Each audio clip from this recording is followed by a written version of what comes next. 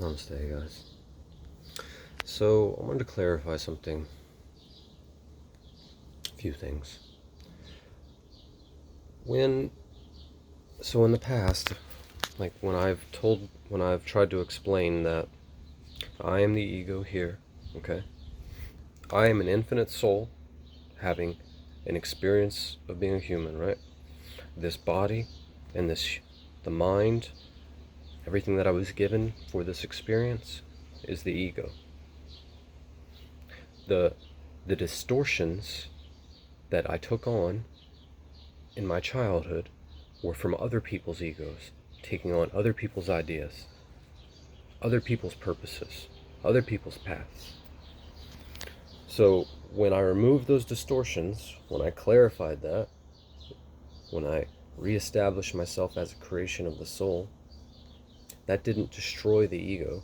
That didn't remove it from, it won't be removed until I'm just the infinite soul again.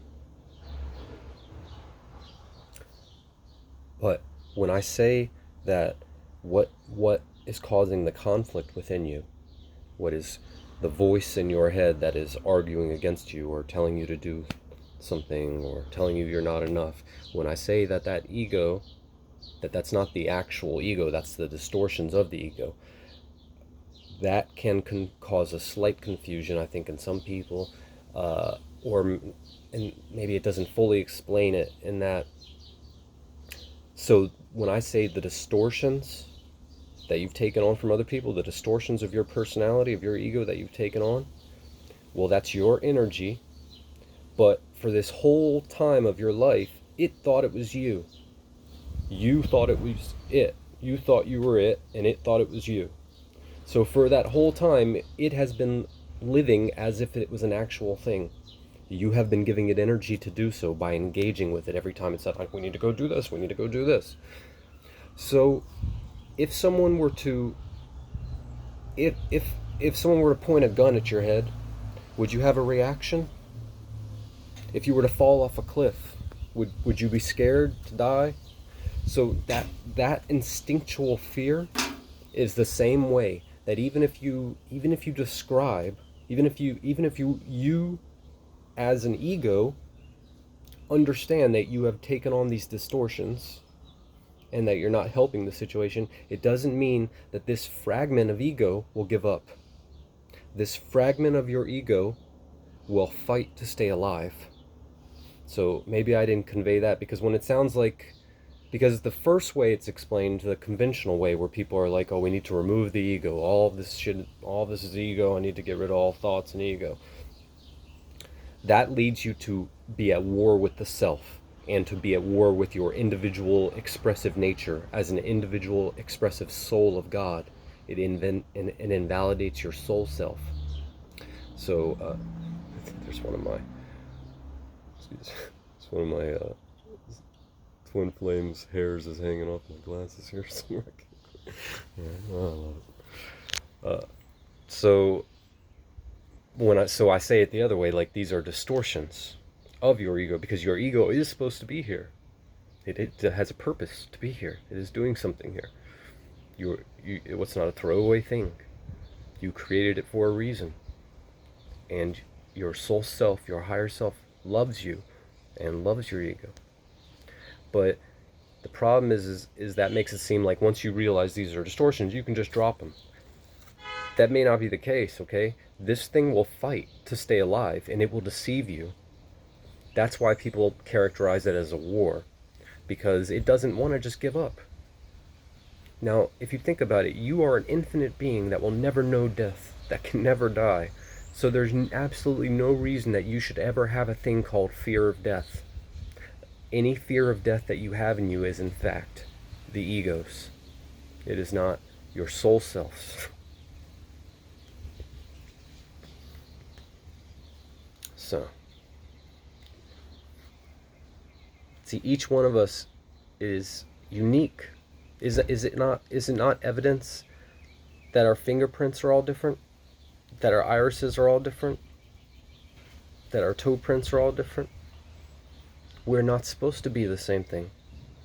We are each individually perfect, unique, infinite expressions of one thing, of one unified, connected, amazing, creative God.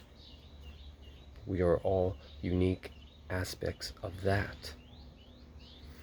And when I was talking about timeline healing in other videos and stuff, as you see what you're doing, if you think about yourself from past to future, okay, as a line, but non-linearly, you really could think, so it looks in that way like you're traveling from your imperfect self and evolving into your perfected self, right? But from your perfected self, from your higher self's position, it's reaching back, looking back into time to it, and it descended from the future. It, because you started from this perfected position in 7th density or higher 12th density and went down, but then in 7th and you went into 6th and then into 5th and then finally into 3rd. So what we are calling our future is actually our past. So the whole thing is a loop. So if you think about yourself as this circle, and then each one of us, like a gem, right, is a facet of the gem, like I say. So each facet of the gem represents a perfect little circle. And each circle, what is contained within the circle, is a unique vibration. And that is you. That is your unique vibration, and only you have that. That's why we don't need names in higher densities, because we can just look at someone's vibration, feel their vibration, and know who they are, because they are the only ones with that vibration. So then what we are really trying to do here, and in every life, in every world, whether that's on Sirius, Orion, and anywhere, we are just taking our unique vibration and manifesting it in this medium. So like, this is me in oil paint. This is me in acrylic paint. This is me in stone. This is me in diamond. This is me on Earth. This is me in Orion. This is me in Atlantis. This is me as a salesperson, but it's always me. It's always me.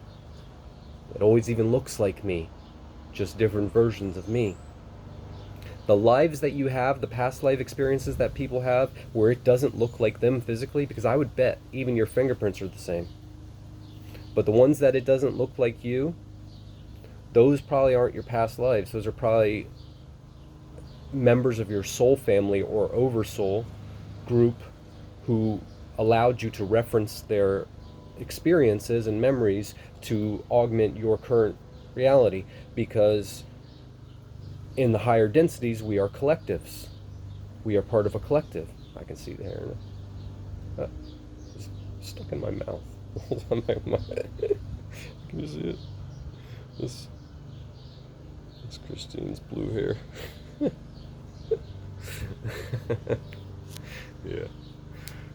I keep my face there. I kiss the top of her head a lot, so I end up with a lot of her hair in my mouth. Anyways. So as we are healing our past lives, and as these, it's like we're trying each thing. We're like, okay, I could try this, and we see what happens. So let's try it a different way, and we try it a different way. So out of time, our nonlinear self is trying all these different ways and finding the perfect expression of them, clarifying it, removing the static and the distortions, bringing us to our perfect, ideal God self image. Love and light.